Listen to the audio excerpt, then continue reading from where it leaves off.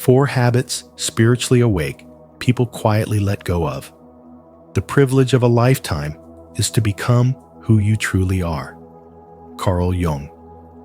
Welcome back to Spiritual Wisdom, where we explore the deeper layers of consciousness, healing, and inner truth. Today's video unveils 4 powerful habits that spiritually awake people quietly release as they step into a more aligned, peaceful, and authentic life. As you listen, I invite you to reflect on your own journey. Which of these habits have you already let go of? Which ones are still shaping your daily choices? Share your thoughts in the comments below, because your self-awareness might inspire someone else who's walking the same path. Let's dive into the kind of transformation that brings real happiness, grounded clarity, and genuine personal growth. 1. The need to explain themselves. Spiritually awake, people quietly release the habit of explaining themselves because they finally see that constantly justifying their choices, beliefs, or way of living only drains their inner peace. And as their spirituality deepens, they realize that those who are meant to understand them will naturally understand without persuasion, while those who are determined to misunderstand will never see the truth, no matter how detailed the explanation is. This recognition marks a profound moment of spiritual awakening, when they stop reshaping their truth to fit someone else's expectations and stop defending their inner world as if it requires approval to exist. Instead of chasing validation or offering long-winded clarifications, they begin choosing silence over self-defense, because silence protects their energy, while explanations often invite unnecessary arguments. And with this shift, their spirit grows calmer, stronger, and more grounded.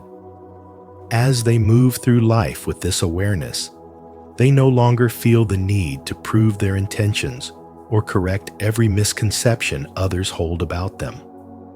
Understanding that a person who values them will feel their sincerity without requiring constant verbal confirmation.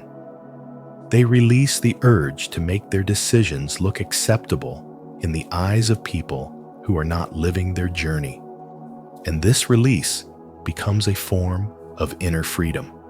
They understand that truth does not depend on applause, and alignment does not depend on consensus.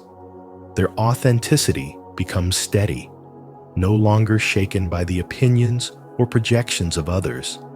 And this steadiness creates a quiet confidence that does not rise from pride, but from self-trust.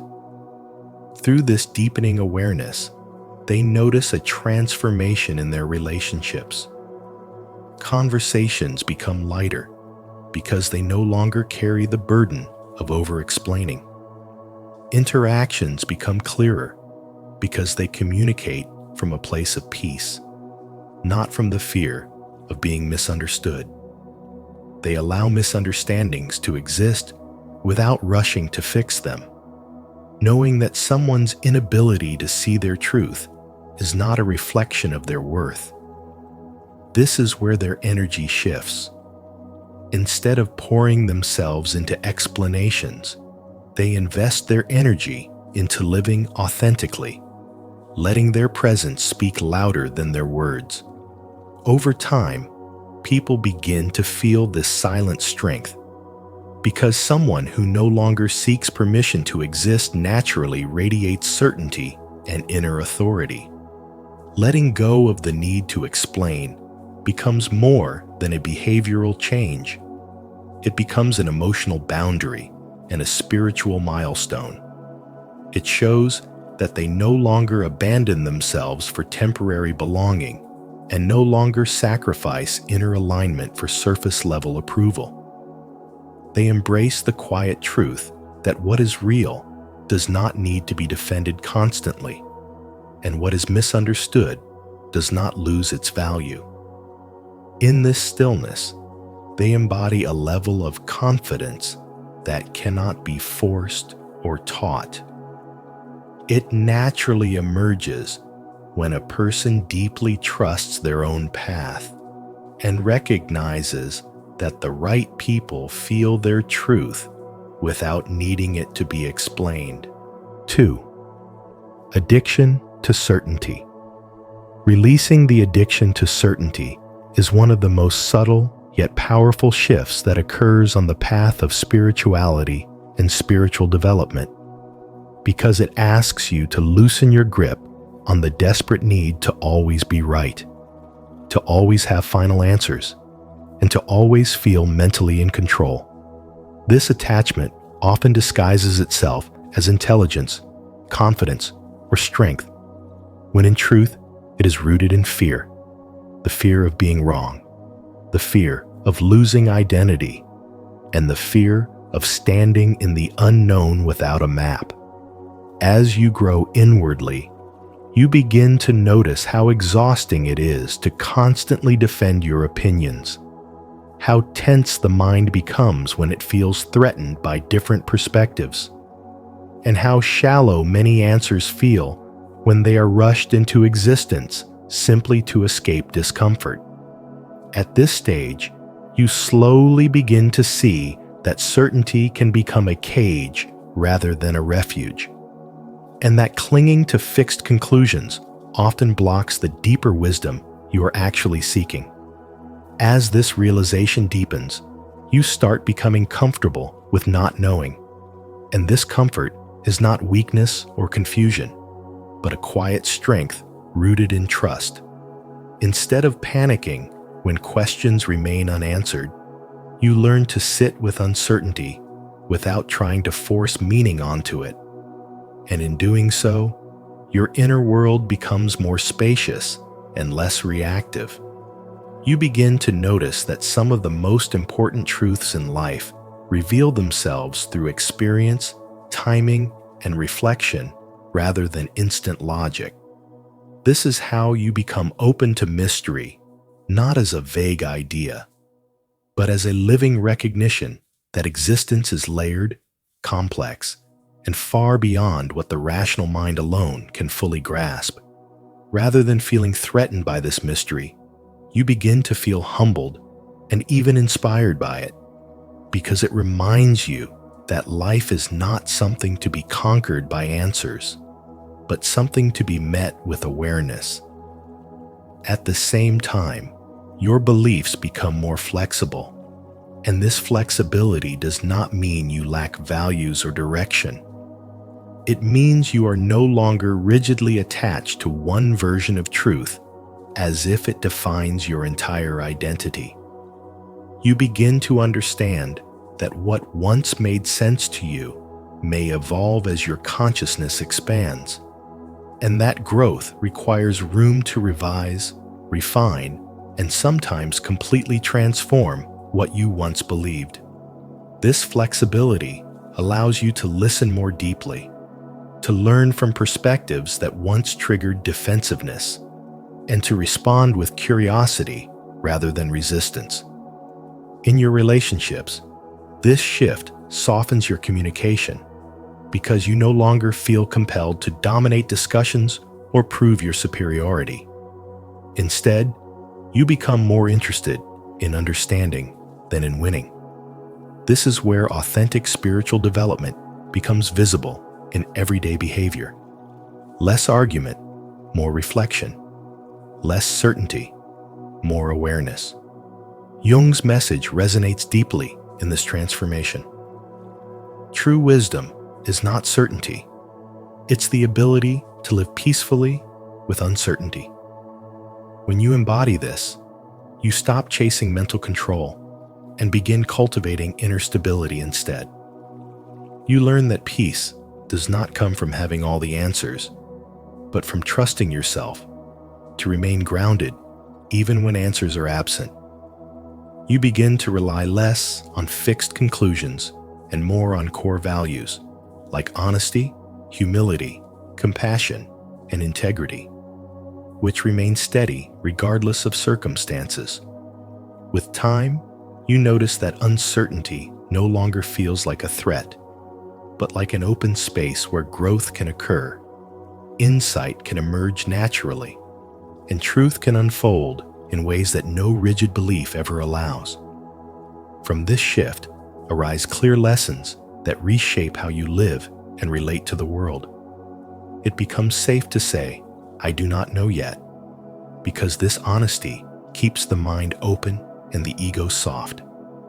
Letting go of the need to always be right allows your relationships to breathe, because connection replaces control. And embracing uncertainty does not create chaos, but frees you from the inner tension that once depended on constant certainty. In this way, uncertainty becomes a quiet teacher rather than an enemy, guiding you deeper into humility, clarity, and a more authentic expression of your spirituality and spiritual development. 3. Craving to be understood. At a certain point in your spiritual awakening, you quietly release the craving to be fully understood by others, not because you stop valuing connection, but because you finally see how unnecessary and heavy that longing truly is. You begin to realize that even if you do not completely understand yourself, that your thoughts, emotions, fears, and transformations are layered and constantly evolving. And if your own inner world is still unfolding before you, how could anyone else ever grasp it in its entirety? This realization does not create isolation. Instead, it brings relief. You stop demanding perfect recognition from imperfect perception, and that alone softens a deep inner tension you may have carried for years. Carl Jung reflected this truth when he said, "The most terrifying thing is to accept oneself completely, and it is precisely this acceptance that begins to replace your hunger for validation." As your awareness deepens, you understand that consciousness itself is naturally private. No matter how close two people become, there will always be spaces within you that remain unseen and untranslated, not because others refuse to understand, but because some experiences belong only to the one who lives them. You start to recognize that being misunderstood is not a personal failure, not proof that you are too strange, too deep, or too different. It is simply part of being human. The spiritually awake mind no longer treats misunderstanding as a wound to be fixed, but as a neutral fact of existence. Instead of constantly explaining, defending, or justifying who you are, you begin to rest in your own understanding of yourself, drawing strength from spiritual wisdom rather than from external agreement. With this shift, your emotional life changes in powerful yet quiet ways. You stop attaching your peace to whether someone truly gets you. You no longer collapse inward when your intentions are misread or your silence is misunderstood. Instead of chasing clarity from others, you cultivate clarity within yourself. This is where emotional freedom is born, because the moment you stop needing others to define your inner reality, you are no longer emotionally dependent on their reactions, approval, or comprehension. Your energy gathers instead of scattering, and your sense of self becomes rooted rather than negotiated. You also begin to see that not everyone is meant to understand you, and that this is not rejection, but alignment. Some people meet you only at the level they are capable of seeing, and no explanation can bridge a gap that awareness has not yet opened. Carl Jung spoke to this when he observed that people often resist deeper truths, not because they are false, but because they threaten the familiar structures of identity. When you grasp this, you stop trying to shrink your truths into forms that make others comfortable. You let your growth be what it is without performing it for acceptance. As this habit of seeking to be understood fades, a new kind of strength replaces it. You become calmer in conflict, quieter in defense, and more deliberate in what you choose to share. You no longer feel compelled to pour out your inner life just to feel seen. Instead, you trust that what truly belongs to you will be felt by those who are meant to feel it without excessive explanation. The need to be understood transforms into the power to simply be, grounded in spiritual wisdom, guided by the psychological insight of Carl Jung, and anchored in a self that no longer asks the world for permission to exist as it is. 4. The need to prove they are awake. The need to prove that one is awakened is often the most subtle habit to fall away, because it disguises itself as sincerity while quietly feeding the ego. At earlier stages of spirituality and spiritual awakening, there is a strong temptation to display spiritual knowledge, to reference teachings, quote masters, or use complex language as a way of signaling inner growth. This urge does not come from wisdom, but from insecurity, from the quiet hope that others will validate the inner change by recognizing it on the surface. People may signal how conscious they are through how they speak, dress, post online, or debate true and false awakenings, believing that visibility confirms progress. Without realizing it, spirituality becomes an identity mask, no longer a path of inner transformation, but a role to perform, a label to protect, a way to separate oneself from the ordinary world. As awareness deepens, something quietly shifts. The performance begins to feel heavy. The hunger for recognition loses its sweetness. The realization dawns that trying to look awakened is still dependent on approval, on admiration, on being seen as different or elevated. Carl Jung's insight strikes with precision. The moment you stop trying to look awakened, you finally are. This moment is not dramatic. It does not arrive with applause, mystical experiences, or public recognition. It arrives as simplicity. The need to explain, impress, or prove begins to dissolve. What replaces it is not superiority, but grounded presence. The awakened state becomes ordinary, quiet, and invisible because it no longer depends on being witnessed. True awakening does not announce itself.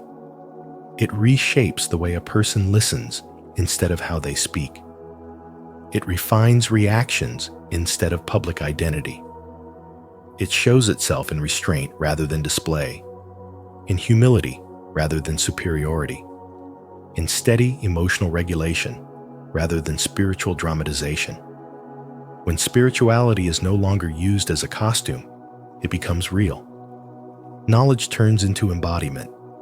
Insight turns into character. Silence becomes more powerful than explanation. The need to appear conscious dissolves because consciousness no longer needs to compete. At this stage, spirituality stops being something a person uses and becomes something they live. There is no urge to declare awareness, no fascination with proving depth, no compulsion to stand above others through identity labels. Awakening expresses itself through patience, through grounded choices, through compassion that does not need to be advertised. The person becomes less impressive and more authentic, less performative and more truthful, less concerned with how awakened they appear, and more devoted to how honestly they live. In this quiet surrender of image, the deepest spiritual awakening takes root not as something to be shown, but as something to be embodied, As you move forward, remember that spiritual awakening is not about adding more to who you are, but gently releasing what no longer serves your growth, fear, false identity, emotional dependence, and unconscious habits that keep you small. By quietly letting go of these 4 patterns, you create space for clarity, strength, and a deeper connection to your true self. If this message resonated with your journey, please like this video, share it with someone who may need it, and subscribe to Spiritual Wisdom for more insights rooted in Carl Jung's timeless teachings. Don't forget to turn on the notification bell so you never miss our upcoming videos on transformation and inner power. Why a woman should never get married. Jung's forbidden truth. The privilege of a lifetime is to become who you truly are. Carl Jung once said, and few choices shape that journey more deeply than the decision to marry. In today's episode on Spiritual Wisdom, we explore why a woman should never get married. Jung's forbidden truth, a bold psychological and spiritual reflection on identity, freedom, and unconscious bonds that quietly shape our lives. As you listen, I invite you to reflect honestly on your own path. Are your choices guided by your true self, or by hidden expectations you've never questioned? Share your thoughts in the comments, and let's begin this powerful conversation together. 1. Marriage without inner union leads to projection and disillusionment. A woman who enters marriage before truly knowing her own soul often mistakes emotional attachment for wholeness and unconsciously projects her inner masculine force, the animus, onto her partner, believing he will complete what she has not yet discovered within herself. This illusion of completion gives birth to deep dependency, because the man is no longer seen as a human being, but as a living symbol of safety, direction, protection, and identity. At first, this projection feels like destiny, intense attraction, and emotional fusion. Yet over time, disillusionment emerges when he inevitably fails to carry the weight of a role that was never his to bear. What is truly being sought outwardly is an inner union that has not yet been achieved. And when that realization does not come, emotional collapse feels personal, even when it is structural. From the lens of Carl Jung's psychology, this projection is not a flaw in love, but a consequence of incomplete inner development. What a woman does not consciously live within herself, she will instinctively search for in another. If she has not yet developed her inner authority, clarity, independence, and self-trust, she will be magnetized towards someone who appears to embody these traits. Yet the moment she hands her inner power to another human being, she becomes spiritually and emotionally dependent. This is where spirituality and spiritual awakening reveal their deeper function, not as belief systems, but as liberation from unconscious attachment patterns. Without this awakening, love becomes a transaction of unmet needs rather than a conscious exchange between two whole beings. When a woman has not integrated her animus, she may silence her voice to preserve harmony, sacrifice her growth for emotional safety, and compress her dreams to avoid threatening the relationship.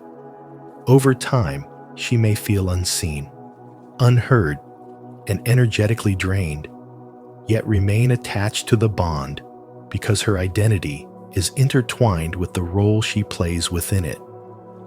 This is not love as devotion, but love as survival. Jung warned that when inner opposites remain divided, outer relationships must compensate for the imbalance, and compensation always breeds pressure, distortion, and eventual fracture. Spiritual awakening begins when a woman recognizes that no partner can rescue her from the responsibility of becoming whole. At this stage, she sees how childhood emotional patterns shape adult attachment, how the craving to be chosen often comes from years of invisibility, and how the need for constant reassurance echoes wounds that were never consciously healed. As awareness deepens, she stops demanding that a husband repair what still aches within her inner child. Instead, she becomes the protector of her own vulnerability, the witness to her own emotions, and the authority of her own direction. This is the moment when inner marriage begins. Her inner masculine energy no longer seeks power through control or external validation, but through grounded presence, self-discipline, and emotional integrity. Her inner feminine energy no longer seeks safety through dependency, but through self-respect, creative freedom, and emotional truth. When these forces unite within her, she no longer seeks completion through another body, another name, or another identity. Love no longer carries the weight of salvation. It becomes a space of shared growth instead of a refuge from personal emptiness. From this inner union, attraction transforms. She is no longer drawn to dominance out of insecurity or to distance out of unresolved wounds. She chooses consciously rather than compulsively. A relationship, if it appears, arrives as a reflection of wholeness rather than a substitute for it. The man she stands beside is no longer required to be her purpose, her strength, or her direction. He becomes a companion, not a cornerstone. This is why marriage without inner union so often leads to projection and disillusionment. The tragedy is not in the institution of marriage itself, but in entering it as an unfinished self-seeking rescue through romance. When a woman walks the path of spiritual awakening before surrendering her autonomy, she no longer disappears inside love. She remains rooted inside herself. And only from this state does connection become conscious rather than compulsive, sacred rather than sacrificial, and real rather than symbolic. Have you ever noticed yourself projecting your hopes or fears onto someone you love? If so, share your experience in the comments so we can all learn from one another. And if this insight resonated with you for the first time, simply comment, "I choose inner union," so we can walk this journey of spiritual wisdom together. 2. Society has conditioned women to find worth in being chosen. Society has conditioned women to believe that their worth is found in being chosen. And this invisible belief is quietly planted through traditions, family expectations, and cultural storytelling that place marriage at the center of a woman's value. From an early age, you are taught directly and indirectly that becoming a bride, a wife, or a mother is the ultimate proof that you are enough, that you are lovable, that you matter. While these roles can be meaningful when they arise from freedom and inner alignment, they often become cages when they are accepted as obligations rather than conscious choices, subtly training you to measure your life through external validation instead of inner truth and spiritual development. As this conditioning settles into your subconscious, it quietly reshapes how you relate to yourself. You may begin to chase approval instead of authenticity, belonging instead of self-respect, and security instead of self-realization. The desire to be chosen can become so powerful that you start adjusting your personality, your dreams, and even your boundaries to fit what you believe will make you acceptable.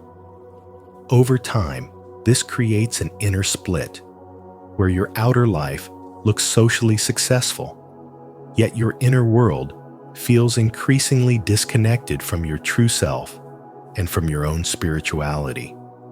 You may appear fulfilled on the surface while feeling emotionally and spiritually empty beneath the performance. This unconscious script teaches you that being alone equals failure, that choosing yourself is selfish, and that waiting to be selected is more honorable than standing in your own power. Under this pressure, many women learn to silence their intuition, tolerate emotional neglect, and overextend themselves just to protect a relationship that validates their identity. The fear of not being chosen can slowly become a fear of being yourself. Each compromise seems small, yet collectively they erode your sense of identity until you no longer recognize the woman you once were before you learn to shrink for acceptance. From a Jungian perspective, this dynamic pulls you away from the self, the deeper, authentic center of your being, and traps you in the persona, the social mask created to survive expectations. Jung warned that a life built on the persona alone eventually produces anxiety, resentment, and emotional exhaustion because it denies the soul space to breathe. When your identity is built around being chosen by another, your inner authority is weakened, and your spiritual development is delayed. You become dependent, not just emotionally, but existentially, on how others reflect you back to yourself. This is where the idea that a woman should never get married becomes symbolic rather than literal. It is not a rejection of love or partnership, but a refusal to enter any union from fear, lack, or self-abandonment. It is a warning against marrying for validation, for social safety, or for the illusion of completion. When marriage is used to escape loneliness, uncertainty, or unresolved wounds, it becomes a spiritual shortcut that avoids the deeper work of self-knowledge, healing, and inner integration. Only when you return to yourself, when you listen to your instincts, honor your solitude, and commit to your spiritual development, do you begin to experience real freedom. In that freedom, your identity no longer depends on being selected, approved of, or socially crowned. You stop trying to earn love and begin to embody it. You stop negotiating your worth and start living from it. Relationship, if it enters your life at that stage, becomes an extension of wholeness rather than a remedy for emptiness. The deeper truth beneath this message is that your first and most sacred commitment is to your own soul. Before you promise loyalty to another, you must be loyal to your truth, your healing, your purpose, and your spiritual development. When you choose yourself first, you no longer beg life to choose you back. You stand already chosen by your own consciousness, already rooted in your own worth, already aligned with your own spirituality. This is the foundation upon which any healthy relationship must rest. Otherwise, it becomes another version of self-betrayal dressed up as love. 3. The inner marriage is the true marriage. Real transformation in your life does not begin with a partner, a ring, or a ceremony. It begins the moment you unite with your own inner self. What Carl Jung described as the sacred union of the anima and the animus, the feminine and masculine energies within you, is what true wholeness actually looks like. Until this inner marriage happens, most outer relationships are shaped more by need than by resonance, more by fear than by freedom. You may believe you are choosing love, yet unconsciously, you may be seeking safety, validation, or escape from loneliness. As Jung warned, until you make the unconscious conscious, it will direct your life, and you will call it fate. And nowhere is this more visible than in romantic relationships formed without inner clarity. When you have not united with yourself, love easily turns into attachment. You may cling to people who mirror your wounds instead of your worth. You may shrink your voice to avoid abandonment, tolerate emotional starvation to preserve connection, or confuse intensity with intimacy. This is why so many marriages feel confusing, heavy, or silently painful, not because love is wrong, but because the inner foundation is missing. Without inner marriage, partnership becomes an exchange of unmet needs rather than a meeting of two whole beings. Rumi captured this truth simply when he said, "Why are you busy looking for a partner? Look for the partner within." When your inner masculine protects your boundaries and your inner feminine trusts her intuition, your standards rise naturally. You no longer negotiate your dignity for affection or mistake control for care. As your inner union strengthens, something profound shifts in how you relate to the world. You stop seeking someone to save you, complete you, or define you, because you finally recognize your own solidity. You move from emotional hunger into emotional presence. You begin to feel the difference between attachment and devotion, between longing and love, between loneliness and genuine connection. You no longer chase being chosen because you have chosen yourself. This does not make you cold or closed to connection. It makes you grounded. And grounded people love from abundance rather than from lack. Many people rush toward marriage believing it will heal their insecurity, soothe their fear of abandonment, or finally make them feel whole.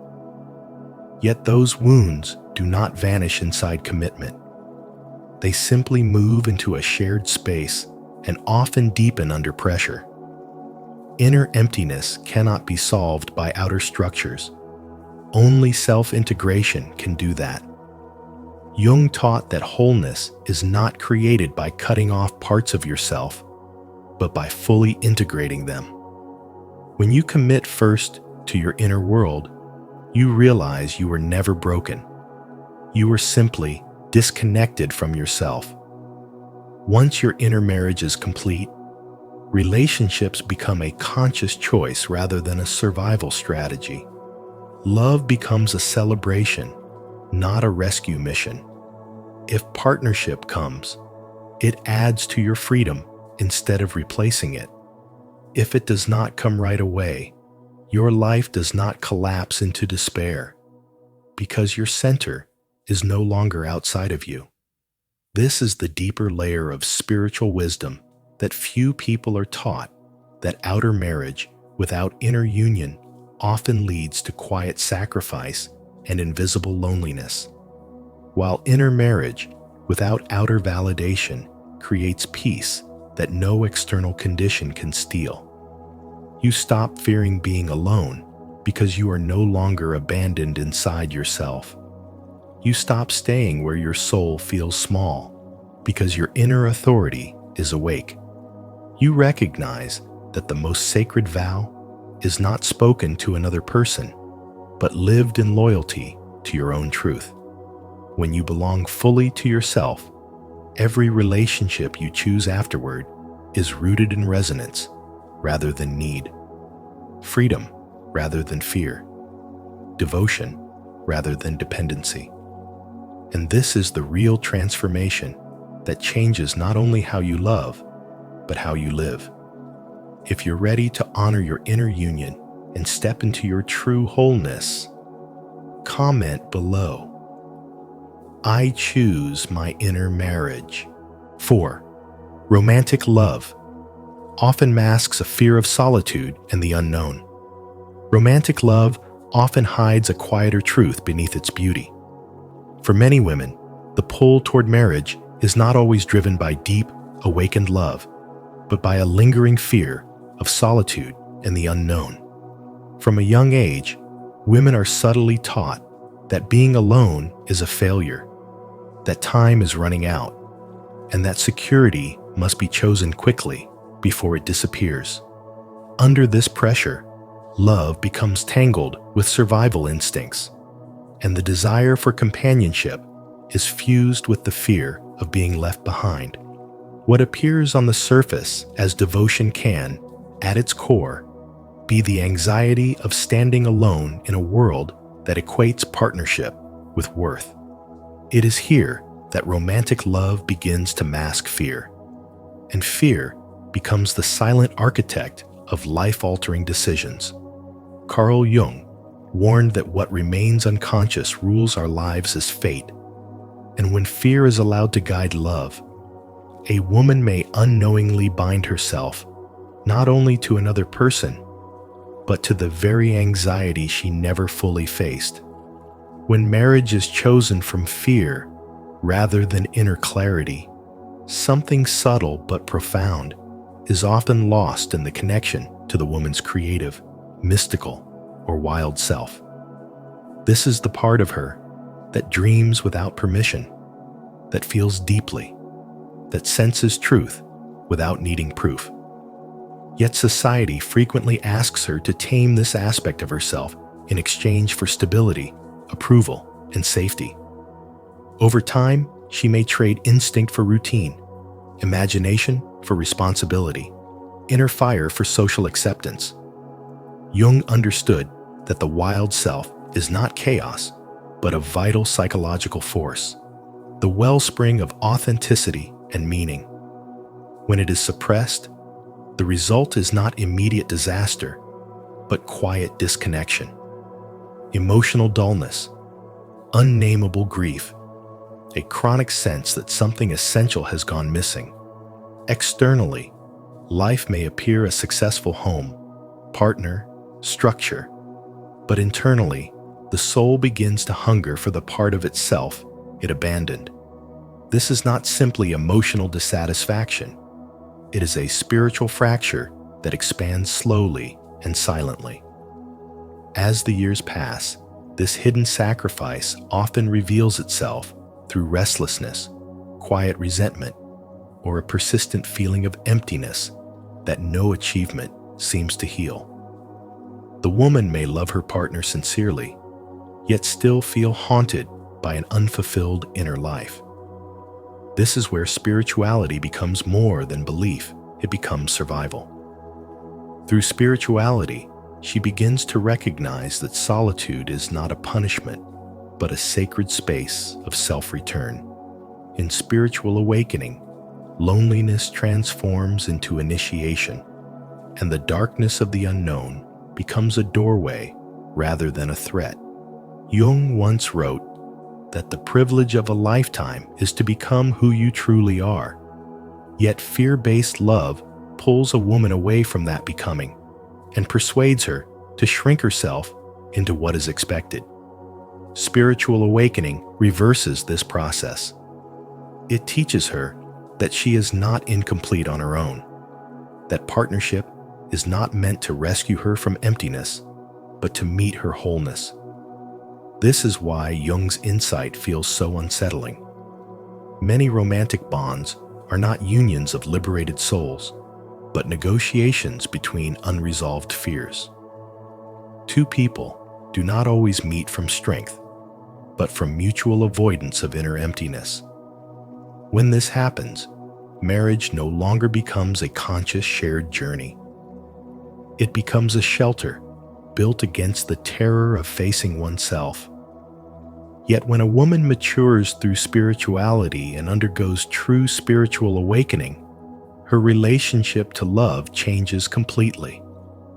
She no longer seeks marriage as protection from solitude, but sees it, if she chooses it at all, as a partnership between two whole beings who are not escaping themselves, but expanding together. Love becomes an expression of fullness rather than a remedy for lack. The unknown is no longer an enemy, but a landscape of growth. Solitude is no longer a threat, but a source of power. And in reclaiming her wild, intuitive, creative nature, she does not become disconnected from love. She becomes capable of a deeper, freer, more conscious form of it. 5. The path of awakening requires a sacred rebellion.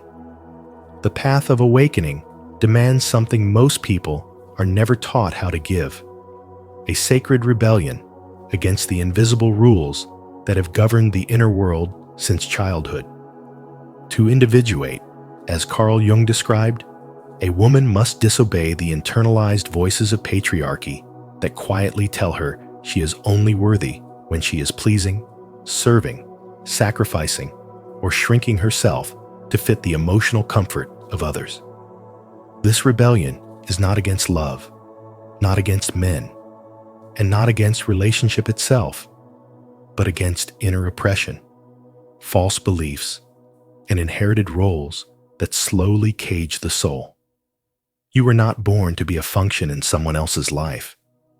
You were born to be a living center of awareness, creativity, and becoming. When a woman blindly follows roles that were never chosen by her true self, something vital inside begins to dim. Her energy fades. Her desires soften into silence. Her intuition becomes harder to hear. Yet the moment she dares to question, something ancient stirs awake within her, a quiet but unstoppable force that whispers, "There is more to you than what you were told." This is where true spirituality begins, not in ritual used as escape, but in the courage to rewrite life from the inside out. Many women are trained to confuse duty with destiny and obedience with love. In that confusion, they abandon their own becoming, trading fire for approval and truth for safety.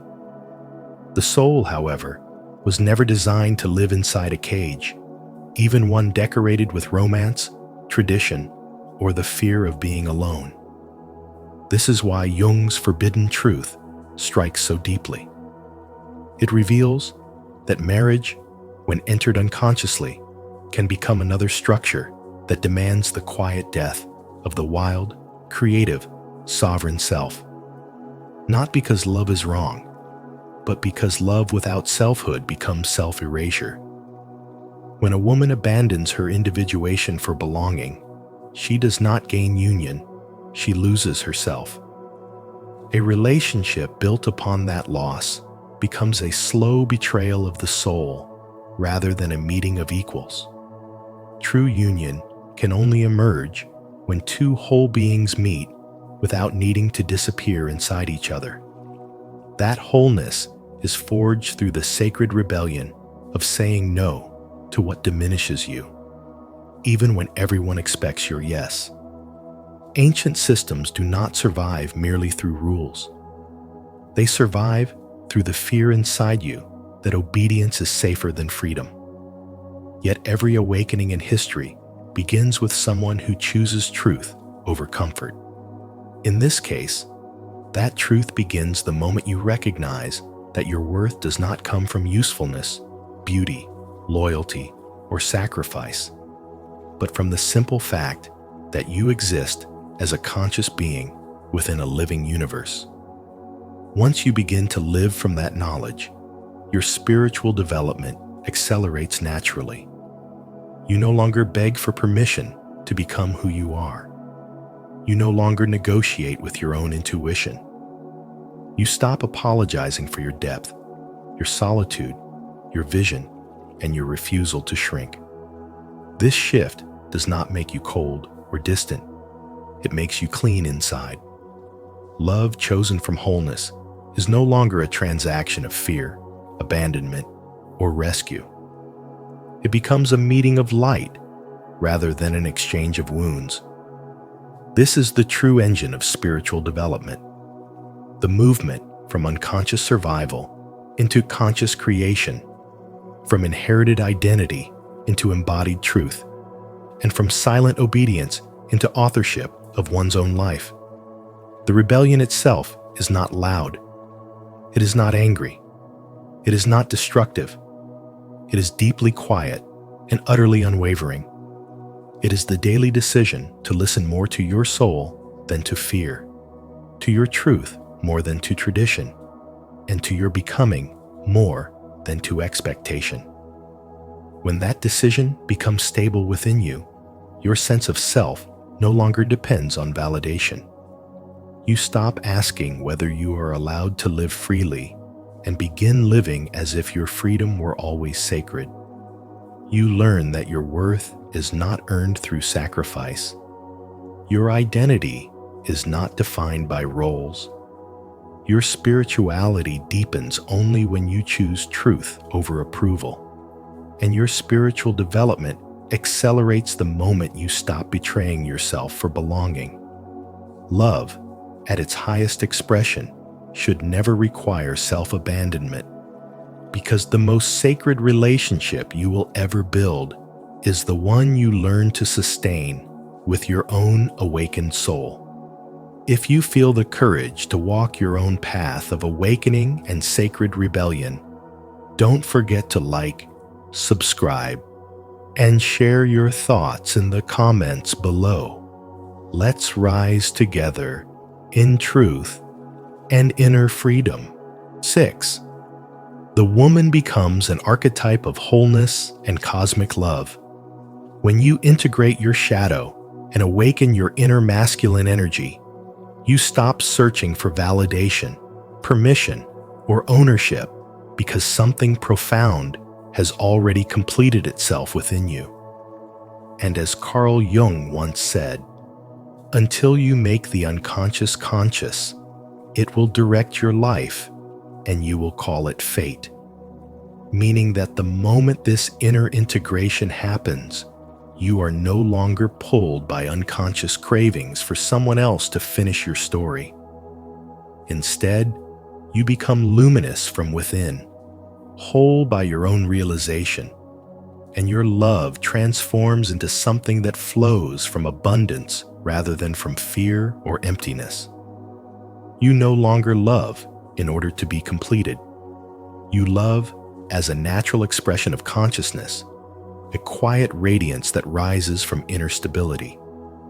This shift turns you into an archetype of wholeness and cosmic love because you no longer project your unmet needs onto men, no longer hand over your power, and no longer confuse attachment with destiny or protection with self-abandonment.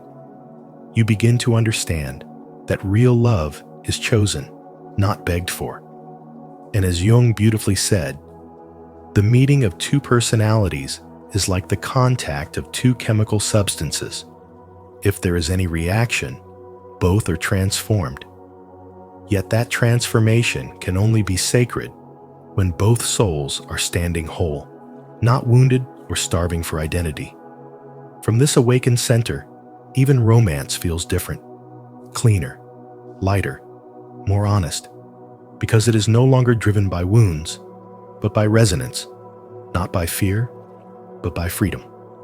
You start to see why marriage, when entered from fragmentation, becomes a substitute for inner completion rather than a celebration of it.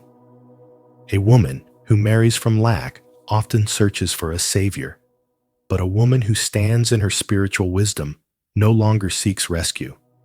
She becomes her own ground, her own center, her own source of direction. She stops looking for someone to complete her because she has completed herself, and from that wholeness, she can finally love without losing herself. This is the forbidden truth many resist. It is not marriage itself that is the issue, but the unconscious dependence that often hides beneath it. Once you awaken to this deeper layer of spiritual wisdom, you realize that true partnership only becomes holy when neither person is using the other to escape themselves. Love then becomes a reflection rather than a rescue, a conscious union rather than an emotional bargain, a meeting of two sovereign beings rather than a merging born from fear. And when a woman reaches this level of inner union, she becomes radiant, not because she turns away from love, but because she has purified it of desperation and transformed it into a form of presence. Her affection comes with no chains, no emotional manipulation, no silent demands. She loves because she chooses to, not because she must. She offers intimacy without ownership and devotion without dependence. This is the woman who embodies cosmic love. Grounded, sovereign, spiritually awake, and emotionally whole. 7. Relationships. After inner union are based on resonance, not dependency. After inner awakening, a woman may still choose partnership, but she no longer enters it from fear, lack, or emotional hunger. She chooses from fullness. This is the turning point where spirituality becomes lived experience rather than an idea, where spiritual awakening is no longer something she studies, but something that reorganizes the entire structure of her relationships. From this place, love is no longer a strategy for survival. It becomes a conscious meeting between two whole beings. She has already faced her loneliness, her abandonment wounds, her need for approval, and the unconscious belief that she must be chosen to have value. Through this inner work, she has learned to belong to herself first, and from that belonging, she can finally offer love without bargaining her identity away. Relationships after inner union are therefore based on resonance, not dependency. She no longer seeks a partner to fill an inner void, to rescue her from emptiness, or to stabilize her sense of self. Instead, she seeks a connection that naturally aligns with her frequency, her values, and her emotional maturity. Dependency fades because she no longer needs another person to regulate her worth, her emotions, or her sense of direction. What arises instead is mutual presence. Two individuals standing in their own power, choosing each other not out of fear of being alone, but out of recognition. This recognition is quiet yet unmistakable. It is not driven by fantasy or urgency, but by clarity.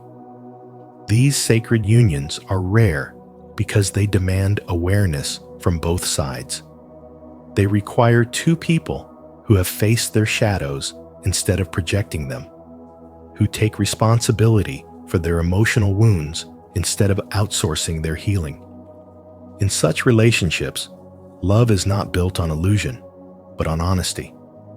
There is space for truth without punishment, vulnerability without manipulation, and conflict without destruction. Growth becomes the shared language of the bond. Each partner becomes a mirror, not to shame the other, but to reflect what still seeks integration. In this way, intimacy stops being a performance and becomes a living process of transformation. After inner union, a woman can no longer tolerate relationships that trap her inside rigid roles. She no longer accepts being reduced to a function, a duty, or an emotional service. She understands that every role that denies her humanity slowly erodes her soul. Instead, she gravitates toward connections where she is allowed to be complex, evolving, strong, soft, grounded, and uncertain all at the same time. This is not rebellion against love. It is devotion to truth. And truth has no interest in containment for the sake of appearances. Every relationship becomes a classroom rather than a cage. When emotional friction arises, she does not immediately grasp for control, blame, or withdrawal. She pauses long enough to ask what within her is being activated. She understands that triggers often reveal unhealed parts rather than failures in the other person. From this awareness, she responds instead of reacting. This does not mean she tolerates what violates her boundaries. It means she enforces those boundaries without hatred, without self-betrayal, and without collapse. Inner union gives her that stability. Resonance begins to guide her choices more than chemistry. She no longer confuses intensity with intimacy. The nervous system no longer interprets chaos as passion.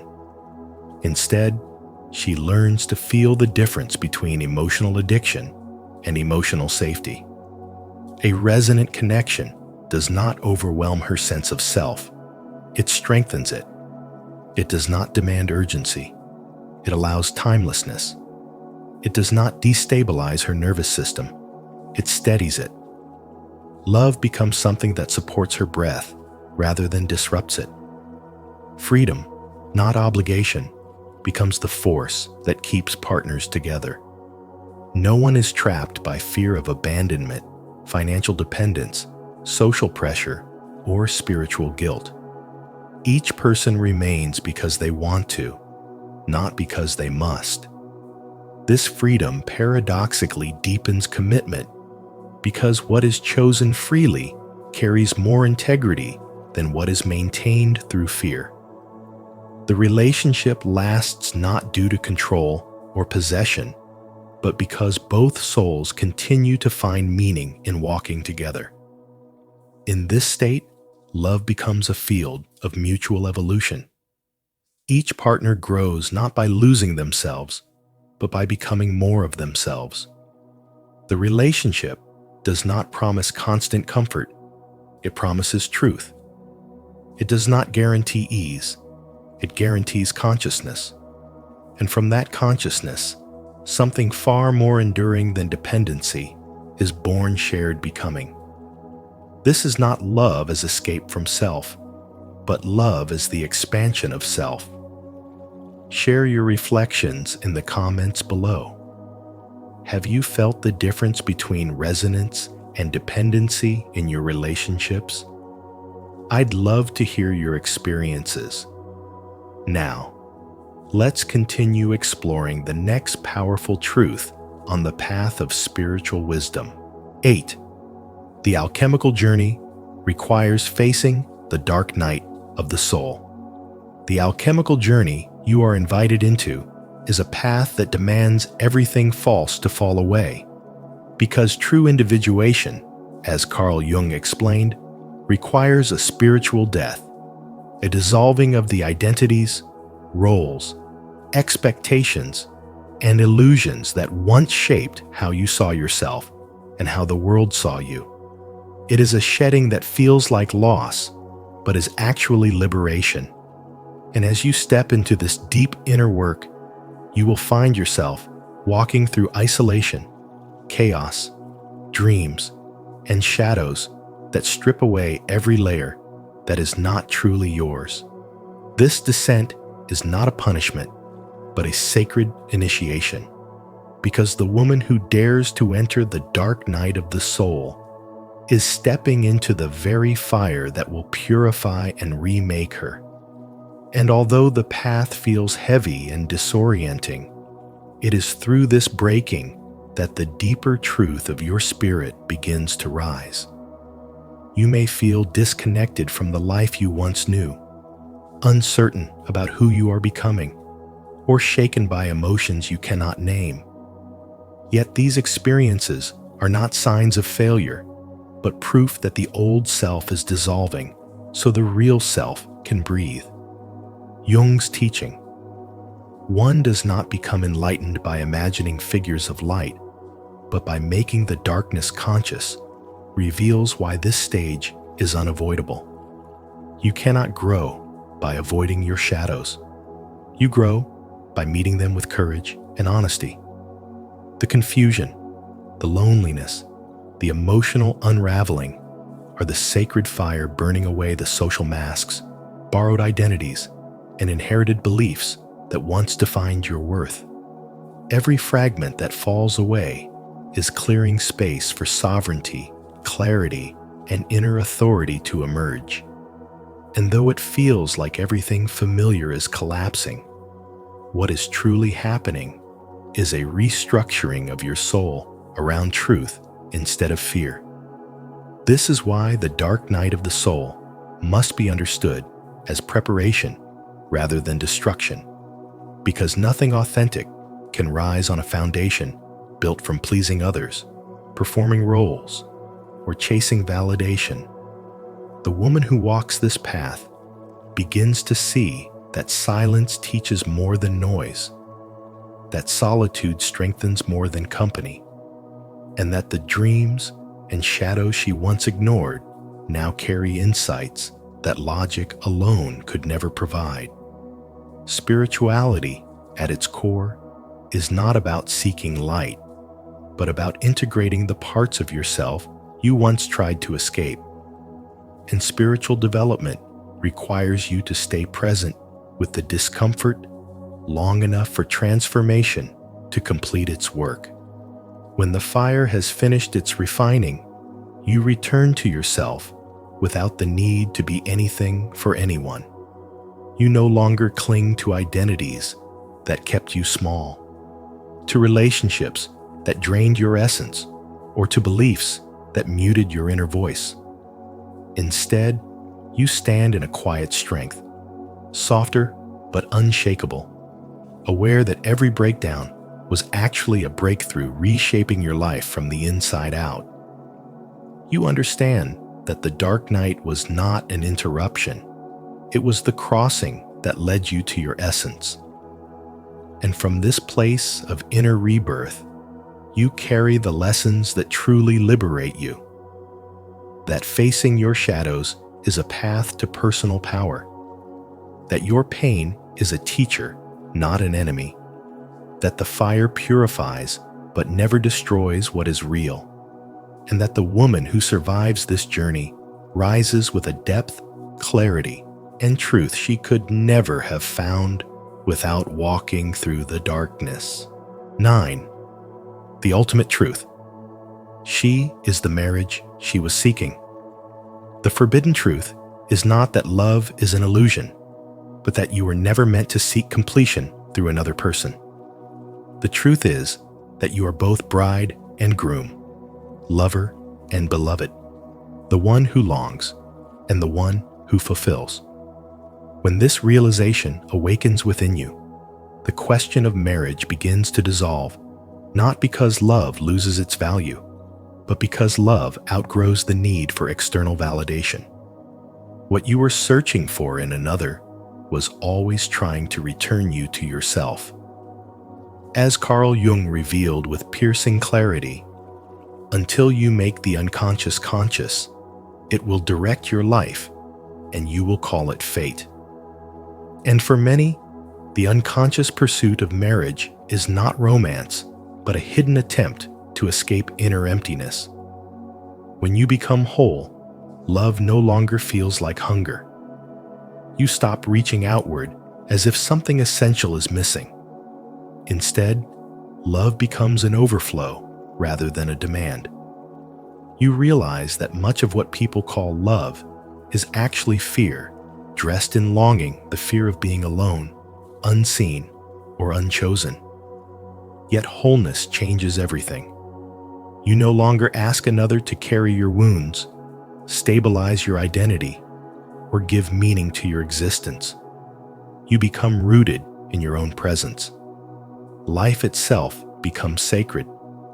Every breath becomes communion rather than compensation. This is where true spiritual wisdom begins, not in possessing another, but in belonging fully to yourself.